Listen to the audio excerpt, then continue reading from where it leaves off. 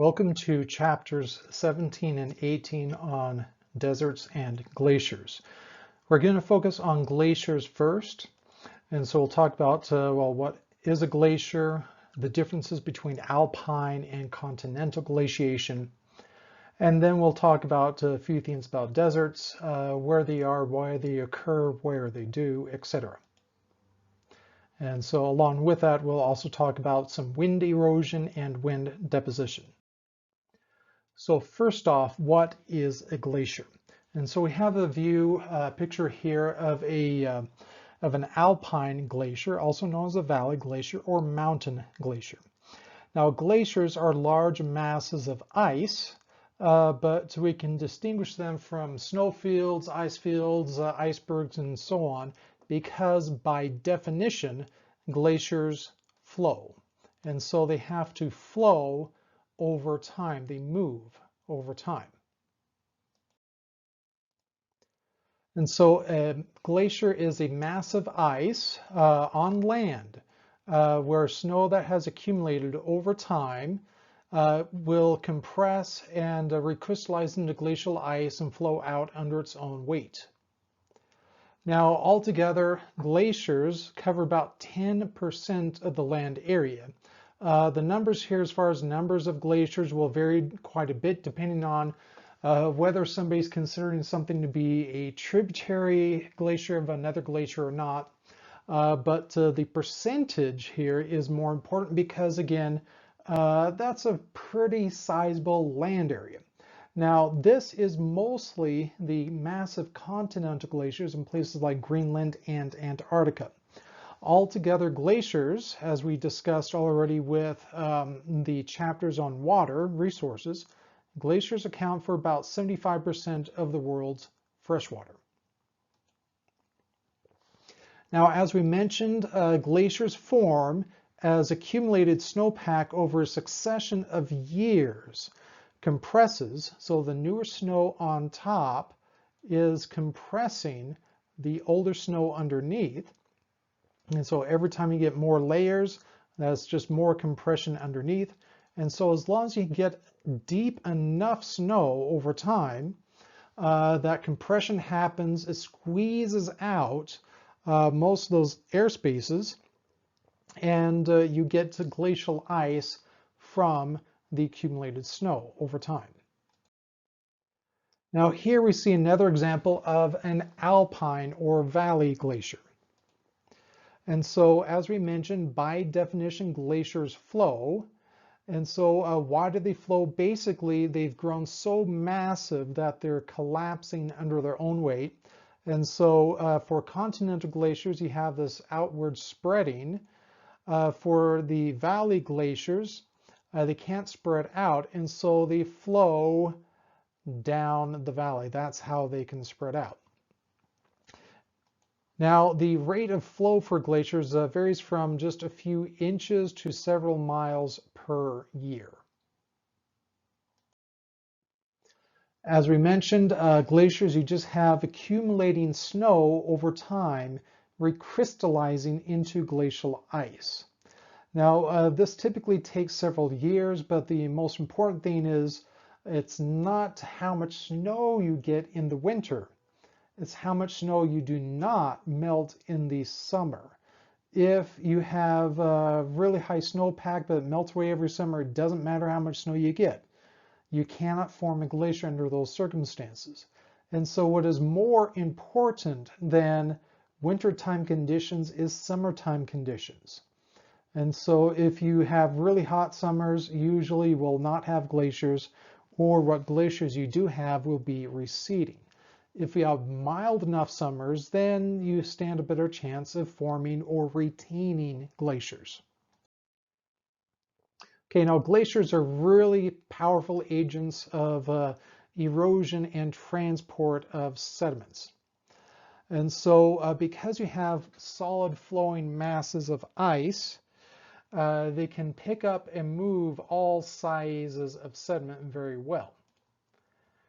Now, various means by which they do this, you can have some plucking.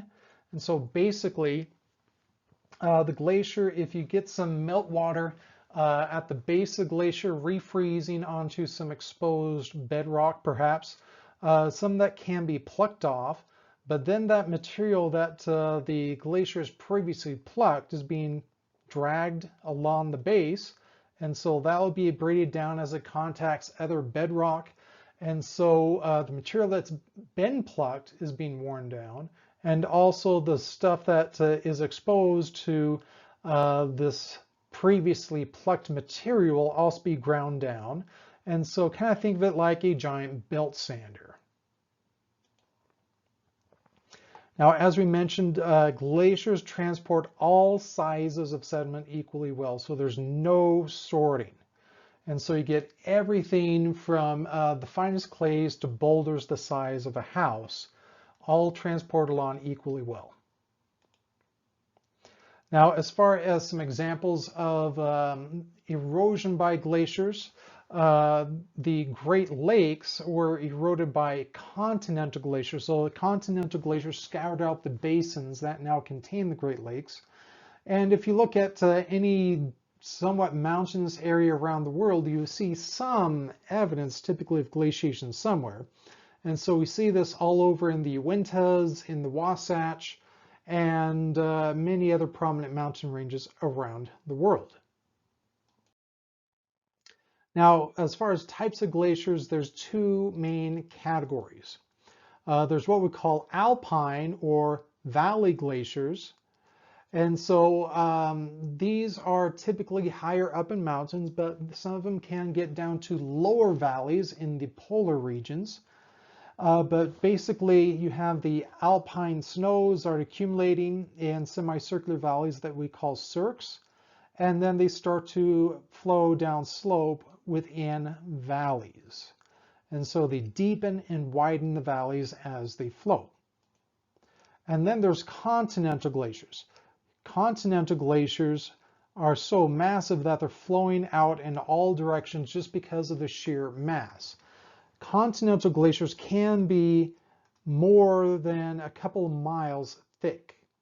And so there's several places in both Greenland and Antarctica where you have glaciers that are over a mile thick. The deepest glacial ice in Antarctica is about 3 miles thick. And so this is the sheer mass we're dealing with continental glaciers. Now, when you pile anything deep enough, it will eventually deform under its own weight. But for glacial ice, even though ice is a solid, it will deform once enough pressure is applied on, and that pressure is coming from the weight of all the other ice and snow on top of it. Now, the main controls on where you get glaciers are the latitude, so how far north and south you are, and the altitude, so how high up in the mountains you are. And so the higher the mountains you have, the more likely you have glaciers even in a tropical environment. And then the closer to the poles you are, the lower elevation you can get glaciers at. Now, again, as we mentioned, the main requirements are more snow in the winter than what you can melt in the summer.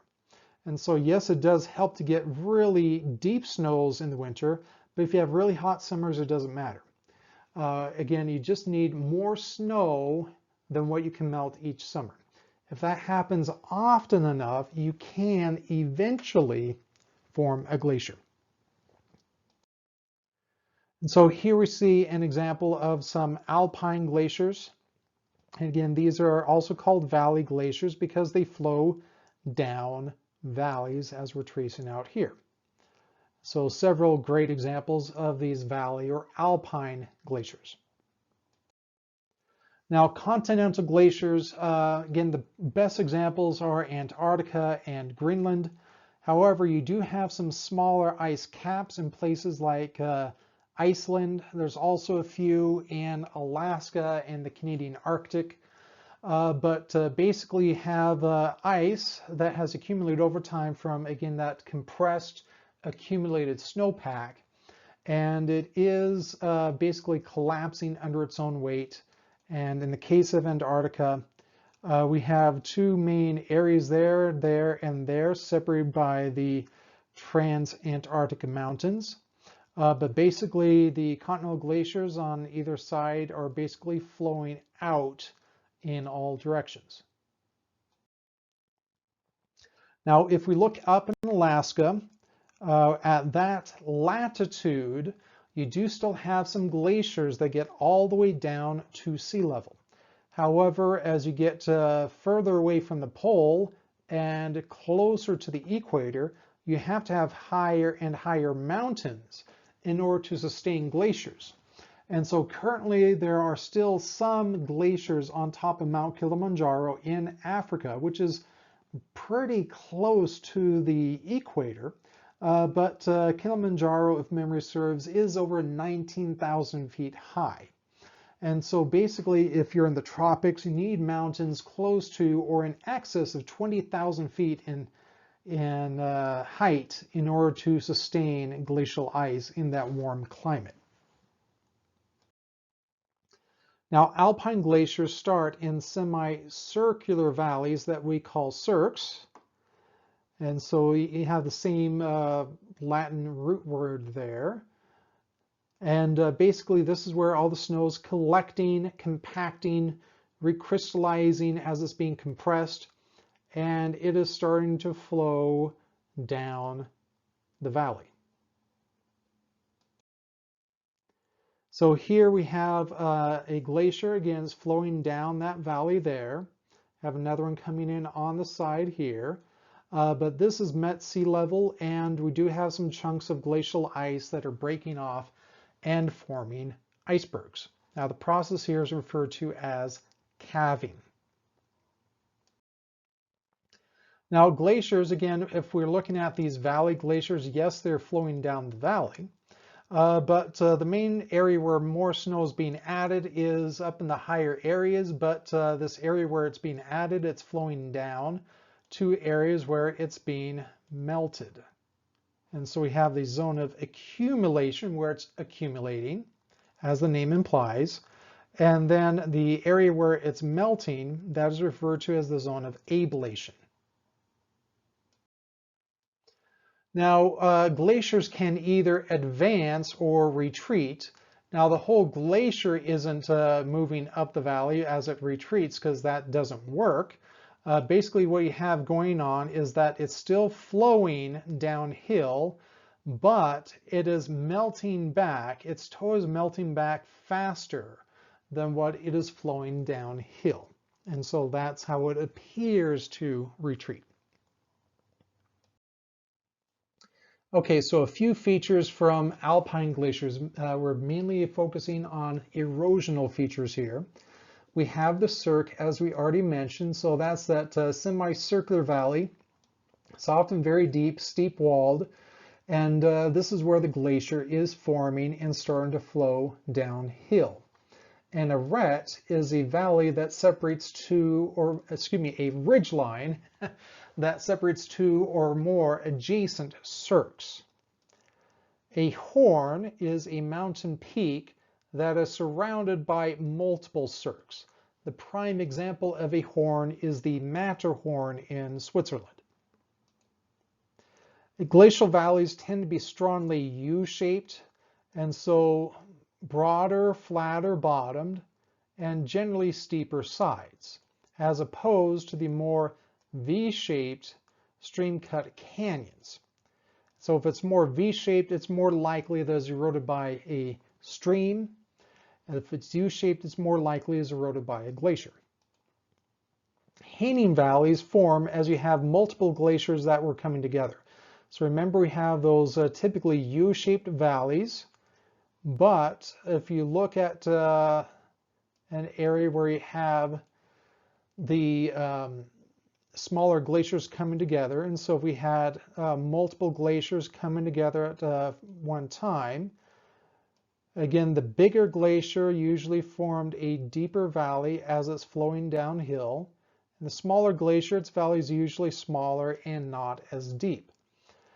But as these melt away, you're usually left with that kind of a smaller valley just kind of perched up along the walls there, and there's often a waterfall coming out.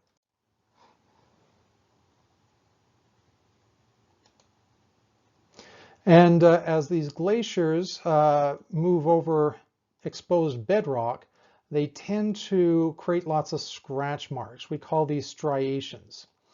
And so remember that all the rubble that the glaciers picked up, it's just kind of dragging that along the base. And so you'll get lots of these scratch marks or striations in that exposed bedrock. So here we're looking at some pictures of those kind of landscapes. So first off, again, we have some of the stuff that happened before glaciation and during glaciation, but what I want to really call your attention to is the diagram on the bottom. And so hopefully you can see that more pronounced U-shaped glacial valley there. Again, that's also what we see here in this photo on the right. And we have the horn and the cirques and whatnot. Now here's a cirque here, but we'll look at some more detailed images of these in just a second. And so here we have an aerial view of one of these glacial valleys. So notice it has that flatter bottomed and a more U-shaped profile, as opposed to the more V-shaped stream-cut canyons. Here we see another example of some glacial valleys. Now, of course, we have this hanging valley here. Again, it's higher up above the main glacial valley we see here. So, of course, a larger glacier came through, scoured out, eroded out that main valley. And the tributary glacier that is coming out here, it did not erode as deep. And so that's why its valley is kind of perched up along the flanks of the bigger, deeper valley. Here on the left, we see that cirque. Again, that's the semicircular valley where the snow is collecting and compacting and starting to flow down the valley. And then on the right, we have an arête. Again, it's really narrow, almost knife edge like ridge line sometimes, that separates one cirque from an adjacent cirque. And so these arêtes are very narrow ridges. Now, if you have a glacial valley that was at a lower elevation, say in some of the northern temperate zone or the polar regions, and it gets down to sea level, as the glaciers melted, sea levels globally rose from what they were before, as we had all that glacial water, that glacial ice melting, and all the water returning to the oceans. Now, currently, we have about 10% of the land area covered by glacial ice. However, during the Ice Age, it was about 30% of the land area, covered in places where the ice was miles thick. If you have that much ice melting and the water returning to the ocean, sea level is going to rise quite a bit. And so if you have some of these glacial valleys that are at lower elevations, and you have global sea level rise between the peak of the Ice Age and modern day, sea level has risen about 450 feet worldwide. And so if you had any of these glacial valleys that got down to or close to sea level at the time, and so if their elevation was less than 450 feet, by the time global sea level rose, again, portions of those will get flooded with seawater, and we call those fjords. And so, of course, this is a Norwegian word, and there's tons of fjords in Norway. But we have the same thing in parts of the Canadian Arctic, Alaska, Iceland, and also down in New Zealand. Here we see some of those striations or scratch marks formed as a glacier is taking some of this rubble that's dragging along the base and just dragged it over some exposed bedrock. In some cases, you can get some deeper grooves, as you see in that picture on the left. Now, in both of these examples, we can tell the glaciers were flowing from the right to the left because of this broken edge here and here. That is due to plucking, and that happens on the downflow side of any exposed bedrock. The upflow side, the side that's facing the glacier, gets worn down and smoothed over as the glacier flows over the top of it. Okay, so now looking at some glacial deposits. There's variations in deposits we see. First off, till is the primary deposit. Till is unsorted. So you'll have all the debris, all the gravel, sand, clay, boulders, whatever the glacier's carrying along will just be dumped off as the glacier melts. And so there'll be very little sorting at all. Outwash, on the other hand, you'll have some sorting because this is being retransported by the meltwater. And so you'll start to get some sorting there, and it'll form what we call stratified drift. Now, the deposits of till we refer to as moraines. Now, we have variations on moraines depending on where they are in relation to the main part of the glacier. Now, these first two, the lateral and medial moraines, these only happen with the alpine, the valley glaciers. So that happens only with the valley because they're the only ones that have sides to them. Remember, the continental glaciers are flowing outward in all directions. And so lateral means side. And when you have multiple valley glaciers coming together, the lateral moraines that are now in the middle merge and they become the medial moraine that we're drawing there in blue.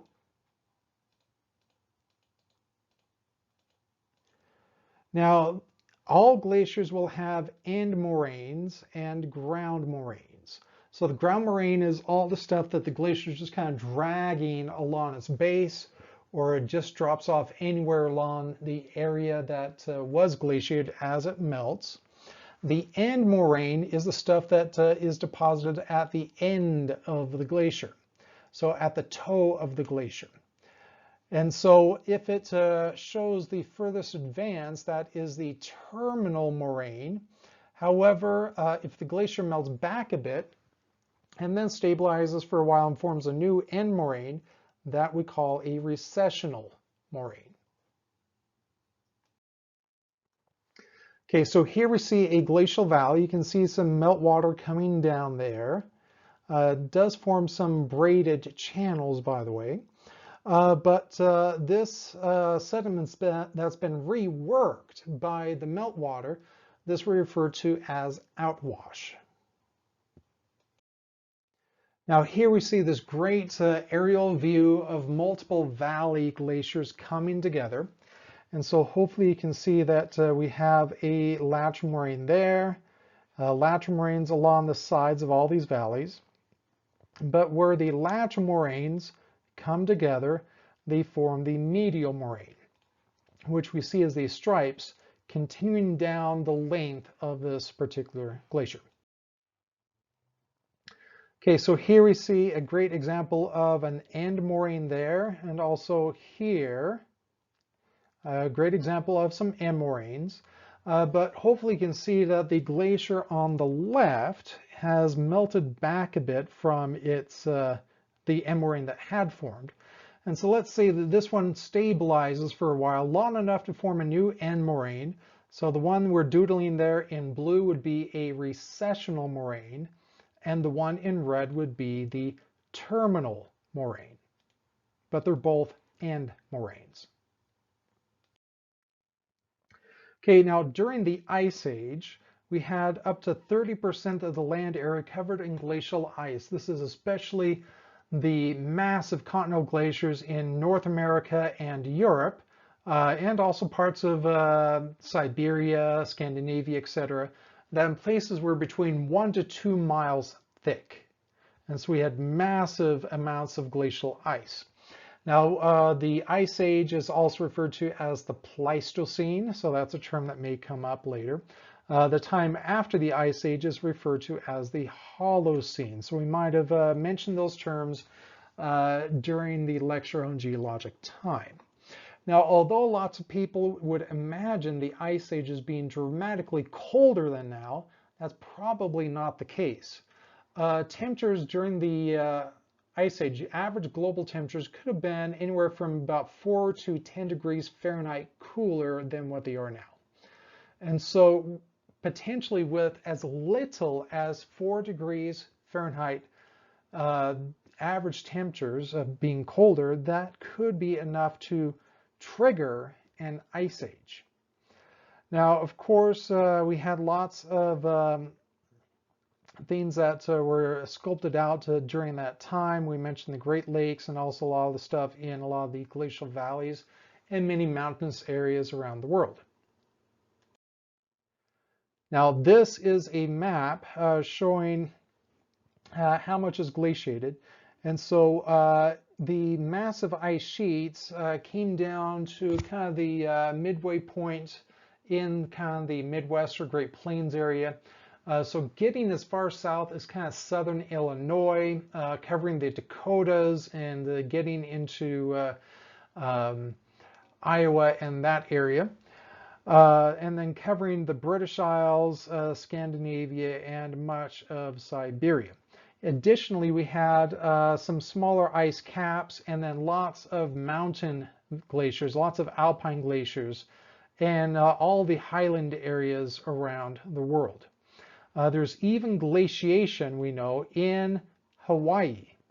And so there's glacial deposits that have been found on top of Mauna Kea, which is the tallest of the volcanoes in Hawaii.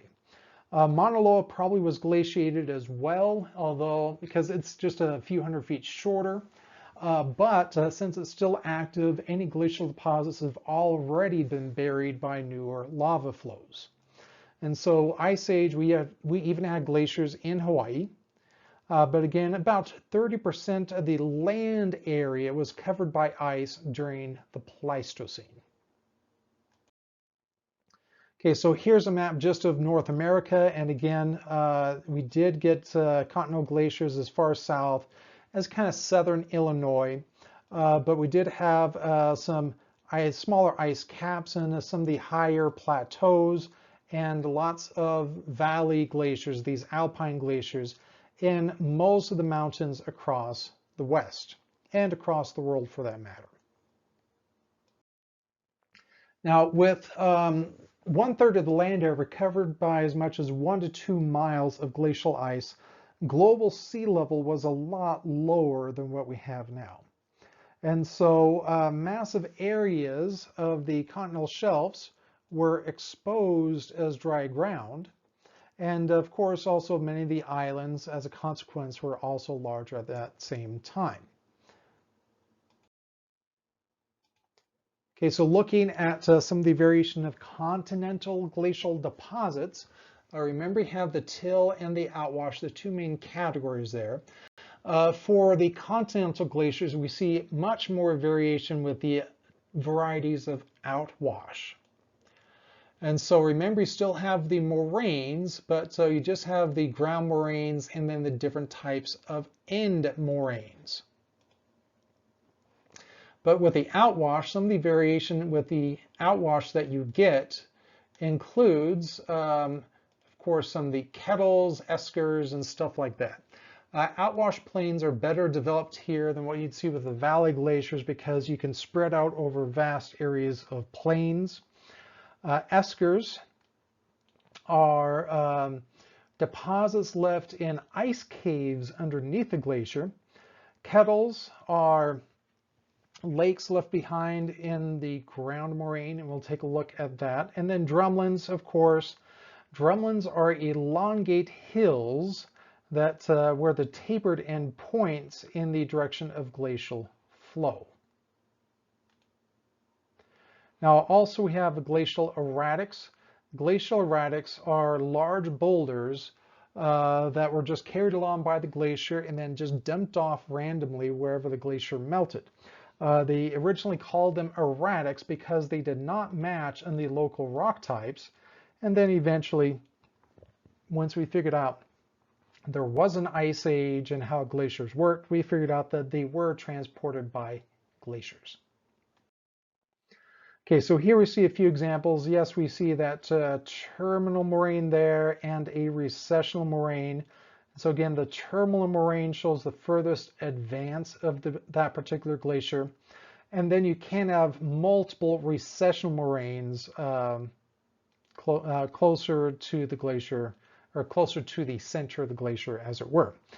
Eskers, again, forming at the base of ice caves where you have meltwater that's worked its way toward the base of the glacier, reworking some of the ground moraine material. Kames are usually conical deposits of sediment. These, in some cases, could be caused by large chunks of permafrost or ground moraine materials taken up in one chunk. And then as the glacier melts and as that permafrost melts, it just falls apart. Conversely, there's also examples that are likely where meltwater on the surface of the glacier worked its way down crevasses and then carrying some of that sediment with it made a deposit of sediment on the base towards the base of the crevasse, and that's what we might be seeing with these kames. And then kettles.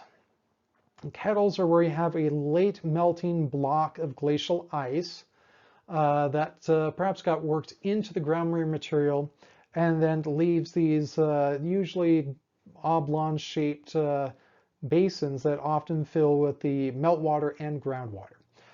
Prime examples of these you see across the northern Great Plains, especially Minnesota, where there's literally over 10,000 of them.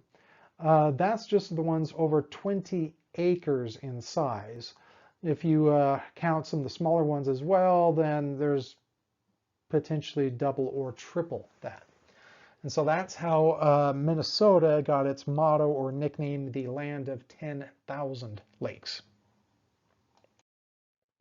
Now here we have a glacial erratic. And again, these are large boulders that the glacier is just carrying along. And then as the glacier melts, it just kind of drops it wherever it's at. And so in this case, this particular one in Ohio originated from around the Great Lakes area of Canada. So it's carried down hundreds of miles and then just plopped down randomly in what's now this wooded area. Now the defining characteristic here in Utah during the Ice Age was Lake Bonneville. And so a couple things going on. One, with cooler average temperatures, you had less evaporation at the time. And so what meltwater is coming down from some of these mountain glaciers kept accumulating and filled these basins and eventually formed a very large lake. Lake Bonneville at its largest extent was about 20,000 square miles, and at its deepest point was about 1,000 feet deep. So it was a very big, deep lake that was here during the Ice Age. But eventually it found an outlet up towards Red Rock Pass in Idaho, so up here, and started to drain out to the sea. It washed out sediment that's kind of damming that pass, and after washing about 300 feet of sediment, the lake level dropped about 300 feet. Shortly after that is when the climate globally started to warm up towards the end of the Ice Age, and so most of the rest of Lake Bonneville just dried up. And so that's what we see here in Utah. But it's not the only large lake that's here in the west during the Ice Age. There's also Lake Lahontan over in Nevada. As far as evidence of Lake Bonneville, here we see a very pronounced bench that we see on the north side point of the mountain. At more recent views of this area, of course, you'll see all the houses that people built all over this bench. But basically that is the highest shoreline there. And then the level down to which it dropped as it started to drain was there. And so as it found an outlet at Red Rock Pass, it dropped about 300 feet between those two. This is the view that you're probably more familiar with. So heading north on I-15. So again, this bench here, that is the highest shoreline, about 5,100 feet. And then the level down to which it dropped as it found an outlet at Red Rock Pass is that lower level that you drive across as you head north on I-15 pass point of the mountain. Here's some more lake terraces, so you can see a couple them there, another one there, there. Multiple shoreline terraces left by Lake Bonneville. So again, Lake Bonneville was the largest of these lakes in this now desert area. Lake Lahontan, kind of the next largest that you see over in western Nevada. But most of the valleys across what is now the Great Basin had a lake in it or a river system going to the next valley over that might have had a lake in it. But again, as the Ice Age came to close, these lakes dried up, many of them leaving behind salt flats and other playa deposits. And because these are enclosed basins, and so they do not currently have an outlet to the sea, and instead we have deserts and salt flats. Okay, and so as the precipitation might have decreased at the end of the Ice Age and evaporation increased dramatically, again, these lakes just dried up. And so what we have left behind now is what geologists refer to as a playa. Now, in the original Spanish, this means beach, but for some reason, geologists, after working down in South America and hearing some of the locals refer to some of the dry lakes in the high Andes and hearing the word playa, perhaps somebody misunderstood and thought it meant the salt flat, and so it stuck. And so for North American geologists, North American English-speaking geologists, when we use the term playa, we are referring to a salt flat. So something like this here, or something like the Bonneville Salt Flats west of the Great Salt Lake. Of course, where you'd see many of these salt flats and other dry lake beds would be in a desert. Now, as far as some basics on deserts, first off, yes, deserts are usually defined by their basic lack of vegetation caused by scarcity of precipitation. And so often you'll hear a desert being defined as any place that has less than 10 inches, which is about 25 centimeters of rain per year. And so with less vegetation, you have a greatly reduced amount of plant and animal populations that can live there. Although the ones that do live there usually have some special adaptations in order to compensate and cope with the scarcity of water. Now, there are different types of deserts. Yes, technically, Antarctica is a desert. But usually when we talk about deserts, we're usually not talking about the polar deserts like Antarctica. Usually we're talking about mid-latitude deserts or trade wind deserts.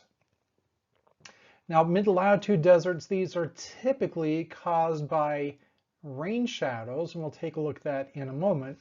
And so we here in Utah, we are on the edge of a rain shadow desert. Trade wind deserts, these are like the Sahara, that are caused by a boundary effect between air circulation cells at roughly 30 degrees north and south latitude. Also, you can get coastal deserts and areas where the water offshore is too cold to evaporate very well. And so because of that, you don't have much precipitation. Now, this typically will happen along the western shore of some land masses. And so, for instance, Southern California, the Baja Peninsula, this is in part due to being a coastal desert. But we'll take a look at some examples of that in a moment. So here we see the major deserts around the world. Now I want to call your attention to the Tropic of Cancer. Let's see if I can trace that a little more straight there. And the Tropic of Capricorn. And so these areas, you'll see that roughly along the same latitudes, you have the Sahara Desert and the deserts of Arabia, and then the drier parts of the Indian subcontinent, roughly at that same latitude. And in the southern hemisphere, you have the Kalahari and the Namib Desert down in southern Africa, and then the Australian outback. And so these are the so-called trade wind deserts. Now, looking at some other things, we got some other deserts, of course. We see the deserts in parts of western North America. Again, that's a rain shadow desert. You do have a bit of rain shadow effect also with the Atacama, also a coastal desert effect. Now, the Atacama is like the triple threat because yes, it's close to the Tropic of Capricorn. You do have some very cold water offshore because you are on the western side of a continent. And also you have a rain shadow effect blocking precipitation from coming over the Andes. And so between the three of them, you actually have the driest desert in the world for the Atacama. There's some geologic evidence that the Atacama has not seen any appreciable precipitation since the Ice Age. And so it qualifies as the driest desert on Earth. Now, the deserts of Central Asia, those are deserts because, yes, you do have some rain shadow effect because of the Himalayas and the Hindu Kush and those other mountain ranges there in the southern part of Asia, and also the fact that they're so far inland that most of the precipitation falls out before it even gets to them. Now, as far as rain shadow deserts go, this is caused again whenever an air mass has to go over a mountain range. As it rises in altitude, that air mass cools. Most of the water vapor in it condenses, falls out as precipitation. And so the air, as it comes back down the other side, has already lost most of its moisture. Now, looking at some rain shadows, in the western part of the US, you can see a great example of a rain shadow here. Because you have the mountains of the Coast Range, the Cascades, and the Sierras that catch a lot of precipitation. And then just here on the downwind side, it's much, much drier. And so you can especially see that across the Great Basin as you come over the Sierras. It's much drier in Nevada and western Utah. Looking elsewhere in the world at a few other great examples. A phenomenal example with the Himalayas, as we see there, and the Tibetan Plateau. And so, of course, the monsoonal rain, as they come off the Indian Ocean, slams into the Himalayas, dumps huge amounts of rain, and then hardly any of it comes over the Himalayas into Tibet. Now, probably the starkest contrast, though, is one that we see in a very unexpected place. And so here we're looking at the Kohala Peninsula on the big island of Hawaii. And so looking at this peninsula, it's very easy to tell what direction the storms come from. So they're coming from the northeast. They slam into the mountains on that peninsula. And then on the downwind side, you have dry grassland, and it's almost a desert on that side. And so it's something that people have a hard time wrapping their heads around because they imagine all of Hawaii being this tropical rainforest, but that's only the sides of the islands that face the trade winds for the most part. The sides that are downwind are often much drier, as we see there. Now, to understand how the subtropical deserts are formed, it's all a matter of airflow. And so if we look at this little diagram, this map, you can see that the major wind belts in the tropics, they are blowing towards the equator. And so in the northern hemisphere, they come in from the northeast. From the southern hemisphere, they come in from the southeast, but they converge at the equator. But whenever you have air masses converging, the only way you can sustain that is if they are also going up where they converge. And so basically you can see that here that yes, we have this air mass going up like that on either side. And so just like with the mountains, whenever an air mass is forced up, it is being forced also to cool as it expands. In a meteorology class, we'll get into all kinds of technical jargon like adiabatic cooling that's going on with this. But basically, all you need to know is that as air rises, it cools. And then as air cools, water condenses and you form precipitation. And so in the tropics, because we have these converging air masses, we get tons of precipitation, and that is associated with these low pressure systems that are dominant in the tropics. However, once we start to look at the temperate zone, you have a different scenario.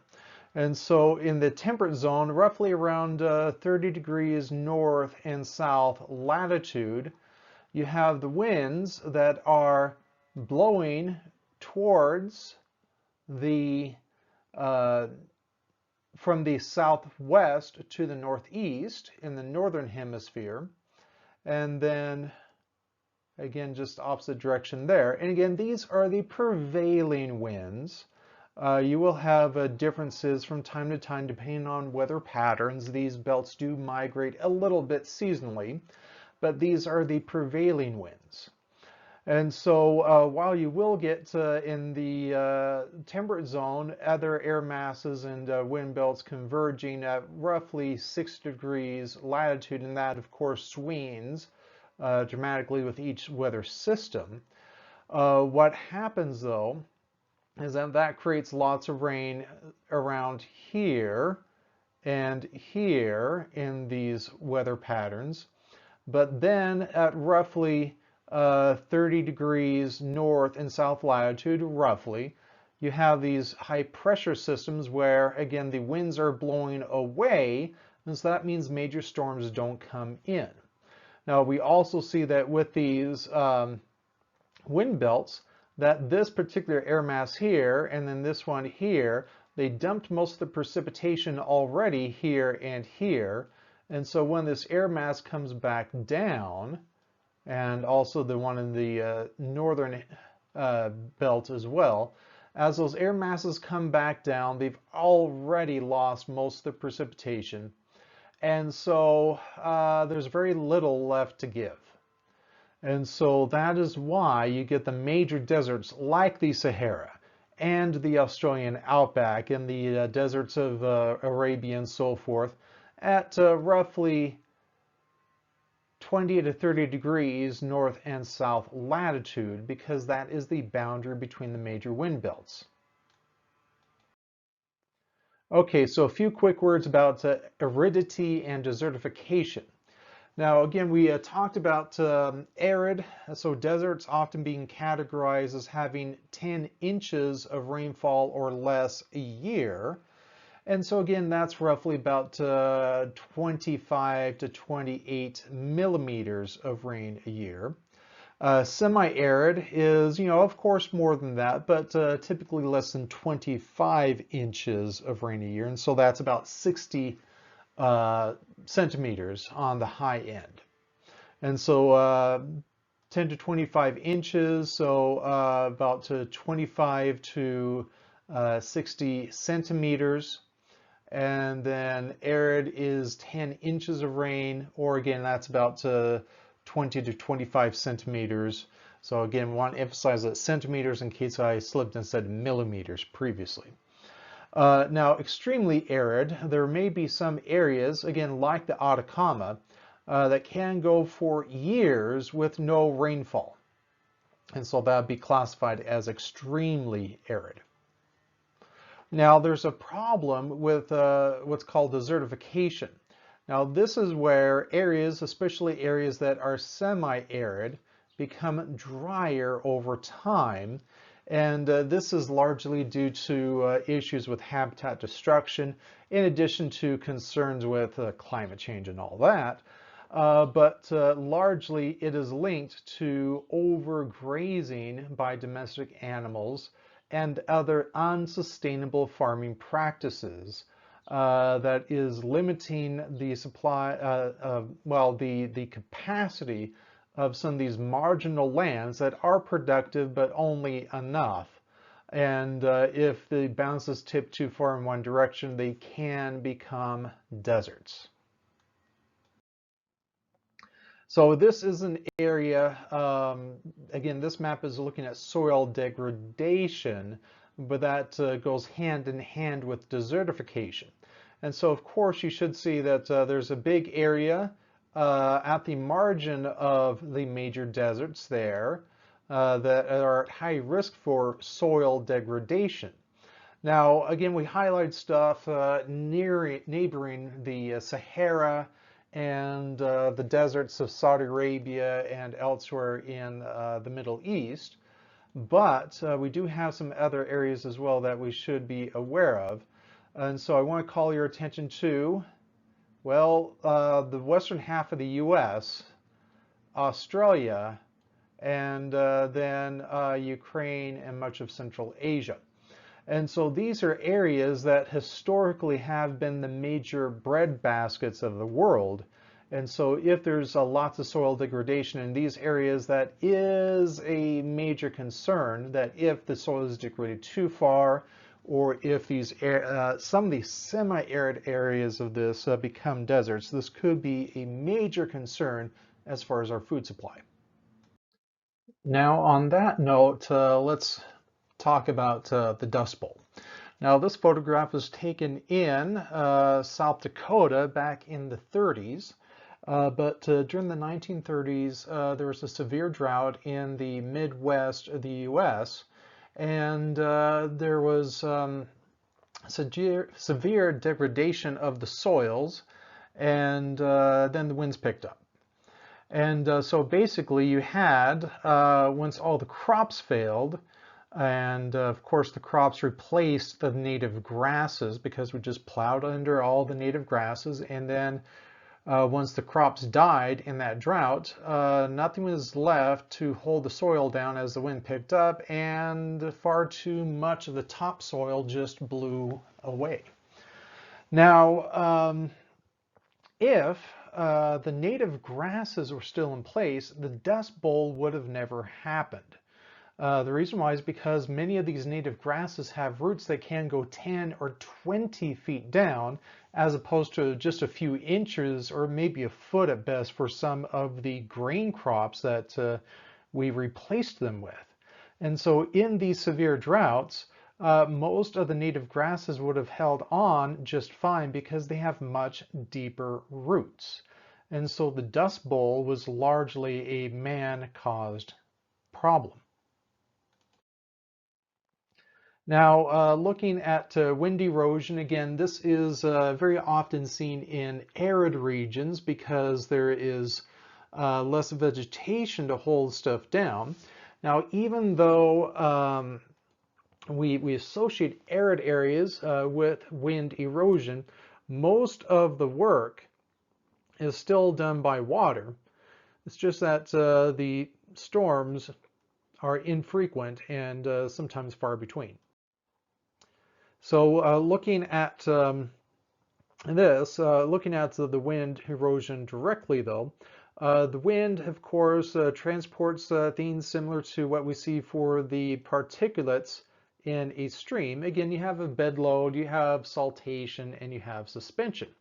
The trick is the bed load for wind is much, much smaller because the wind does not have the same carrying power that the water does. Now, areas where the wind has blown stuff out are referred to as deflation surfaces. So the finer grain material has been blown out by the wind. You may get some larger pebbles or gravels left behind because they're simply too heavy for the wind to transport. And so as a result, you can get what we call these hollows, or we might get what's called desert pavement, which we'll look at in a second. Now, also, you can get some of the exposed bedrock eroded in some characteristic fashions that we refer to as ventifacts, and then also pedestals and some hoodoos and things like that.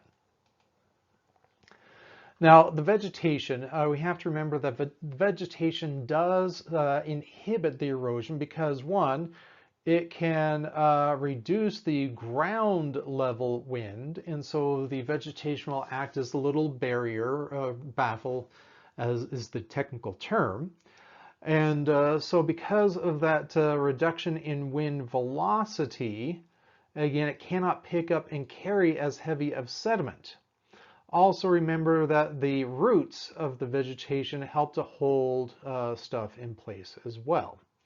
And so one of the measures that was put in place once we figured out that we were causing the Dust Bowl, we had some changes in farming practices, but one of which was planting trees along the edges of farmers' fields to reduce the wind. All right, so here we see a deflation hollow, also known as a blowout. So you can see here that there's some exposed bedrock. And so basically the wind has flushed out all the sand there, again, incorporated into the surrounding dunes. Also, these dunes sometimes will start to form downwind of bushes or other vegetation because, again, it slowed down the surface level winds and so encourage the deposition just downwind of that. Now, a desert pavement develops as you have, let's say if we're looking at a typical mixed soil that has its fair mixture of sand, silt, clay, and then a few pebbles. Now, the lighter material like the sand, silt, and clay can get flushed out by the wind, but the pebbles are going to be left behind. And so after a significant enough time, once the wind has flushed out all of the sand from the surface level deposits, we're just left with these pebbles that form a mostly continuous surface there. But then under that, you have the rest of the typical mixed soil kind of preserved underneath. And so that protective layer of pebbles and gravels that get left behind is what we call a lag deposit because it lags behind after everything else is flushed out. But that lag deposit we refer to as desert pavement. And so we got the desert pavement there. So let's look at an actual example. Now here we see an example of one of those deflation surfaces or desert pavement as is often called. And so again, remember that underneath this gravel on the surface, you will typically have a mixed, although albeit sandy, soil underneath. Here we see a couple of examples of pedestals and ventifacts. So again, a ventifact is where you have one or multiple surfaces that have been eroded flat or sometimes have these scooped out hollows caused by the wind. And so as the wind picks up the sand and grit, basically just sandblasts those surfaces. Now you can also get these pedestals. This is typically where you have a harder rock on top that protects some of the softer underneath. So you can get these pedestals or hoodoos, but that can also be heavily sculpted by the wind. Okay, now looking at wind-blown sediments. Of course, first among these are sand dunes. And any wind-blown sediment is referred to as aeolian deposits, but the classic example of an aeolian deposit is a sand dune. Now, in order to get to dunes, of course, you have to have the sand and, of course, some wind. And a little bit of vegetation can help dunes to form downwind, although that is not always required. Now, as far as the basic morphology of a dune, you have a steeper slope that is downwind. Let's try that again. But you have the more gentle slope and then a steeper slope. The more gentle slope faces the wind, and we call that the back slope. And so it's low angle, usually just 10 to 15 degrees or so. Now the steeper face of it is referred to as the slip face. And so again, this is the steeper downwind side of the dune, where over time material that is eroded off of that upwind side, you have these sand grains just kind of bouncing up until they get to the crest of the dune, and then they form a new layer. And so over time, you have this back slope is eroding away, but then the material is just redeposited on that slip face. And so over time, these dunes move downwind. So here we see a little basic cartoon of that. And so again, you have these sand grains. They're just kind of bouncing their way up until they come down to the protected downwind side. But over time, you just have that back slope eroding away and being redeposited. And so over time, these dunes move downwind.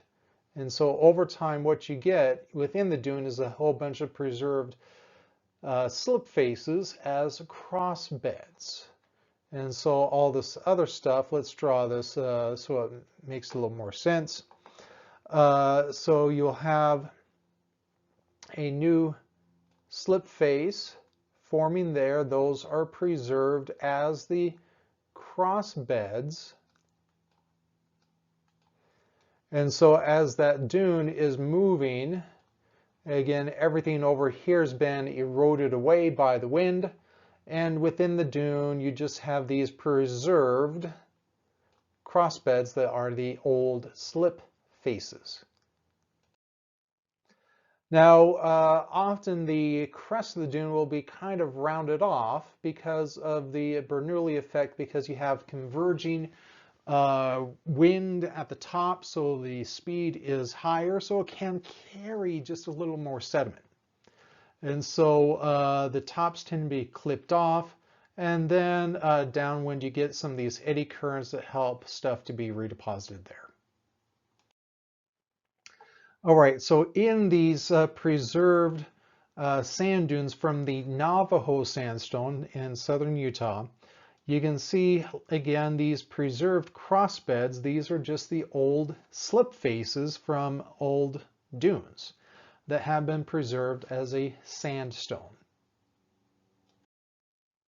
Okay, so as far as types of dunes, Barken dunes are one that we usually start with. However, they are not particularly common. But Barken dunes are roughly crescent shaped, and so we'll just kind of doodle that in there. Now the prevailing wind would be like that. And so as the wind deflects around the tips of the crescent, it just kind of extends the tips of the crescent that way. And so you get the dune forming like that. And so the wind blowing over the dune gets deflected like that. And so that produces that crescent shape. Okay, now looking at some of the other dune types, we have transverse dunes. Now these are what's actually more common. This is what you're more likely to see if you have a major dune field. And so basically you'll have a bunch of kind of wavy and mostly parallel crests of the dunes. And so if you have a larger dune field, again, that's what you get. And they form perpendicular to the direction of the prevailing wind.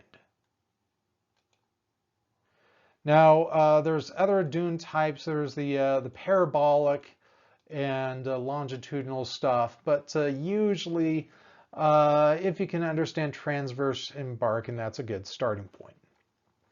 Now, as a general rule of thumb, dune sediment tends to be extraordinarily well sorted, even better sorted than what we see for stream deposits, because the wind cannot pick up as heavy of material that the water can. And so dunes tend to be very evenly sorted sand. And then you might get some silt and stuff, but most of the silt and clay that is mobilized by the wind will go downwind for sometimes hundreds or even thousands of miles, while the sand congregates into these dunes. All right, so here we see some of those Barken dunes, and again, notice the crescent shapes with the tips of the crescent pointed in the downwind direction. So we know the wind here was blowing kind of like that. That's the prevailing wind in the area of those Barken dunes. Now you can see that a few of them here are starting to merge. And so once they merge, once there's enough sand that they would merge, you no longer support those nice even crescent shapes, and you start to transition to the transverse dunes. So here we have a more major dune field. Again, you have these longer, sometimes sinuous crescents, but this is what we see for major dune fields, and these are the transverse dunes. And so here's another example of some transverse dunes. So you can see that the prevailing wind direction is kind of like that in this example. Now there's dunes on Mars. We've seen dune-like features on several of the other planets and some of the moons as well. Basically, whenever there's enough loose material on the surface and there's any atmosphere that can support wind, you will get some dunes. Just that the morphologies will vary, the dimensions will vary a bit depending on the weight of the sediment, the speed of the wind, how well the sediment sticks together, or whichever. But basically we see dunes or dune-like features on Mars. We've seen them on Titan, the largest moon of Saturn. We've seen some dune-like features on Pluto and several of the other planets. So this is not unique to Earth. Now, as far as the fine material, so the silts and clays that get mobilized by the wind, this still qualifies as aeolian sediment, but this material we refer to as loess or low-s, depending on your accent. But basically, this is really fine sediment that's probably derived from glacial erosion. And then instead of just being reworked by the meltwater alone, it also got reworked and redeposited by the wind. Now, this loess makes really fertile farm soil in most cases. However, it is not the best material to build on. And so typically if you're building in an area that has this loess or loess, depending on your accent, you have to engineer the foundations and footings properly to hold up the building. You'll probably have to dig out a little extra soil, put in some gravel, lots of gravel before you put in the foundation. So areas with lots of loess in the U.S., again, large area in the Mississippi River Valley. And again, these are some of the most fertile of the farm soils. Okay, so main points about deserts and wind erosion. Again, locations of deserts are mostly controlled by wind patterns. And so either where you have those high pressure systems where the winds are diverging and keeping the storms out, or they're forming downwind of mountain ranges. Wind erosion creates lots of characteristic landforms like those ventifacts. And even though we associate deserts with wind erosion, water still does most of the work. It's just that, well, the storms are somewhat infrequent, but when they do come, they can be really intense, producing flash floods. And also, this is a big take-home message, is that mismanagement of some of the semi-arid and marginal areas near deserts greatly contributes to desertification. Desertification is largely due to mismanagement of grazing and farmland near deserts. Okay, so this is the end of the section on deserts and glaciers. If you haven't yet, you should go ahead and do the chapter 18 homework on the glaciers. And we'll see you again for the lectures on climate change.